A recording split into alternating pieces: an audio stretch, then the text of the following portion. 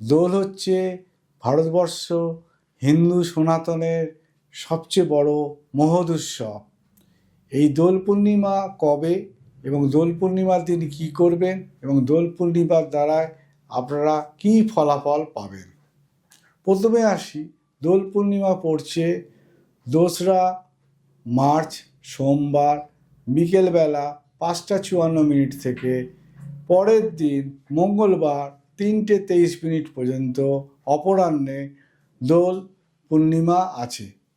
এই দোল পূর্ণিমার দিনকে সেই দিনই রাত্রিবেলাতে আপনারা দেখতে পাবেন কলকাতায় আংশিক পূর্ণ চন্দ্রগ্রহণ।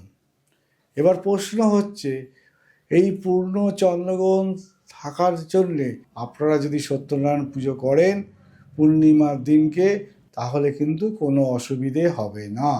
সঠিক সময়, সঠিক সিদ্ধান্ত, সাফল্যের সঠিক দিশা।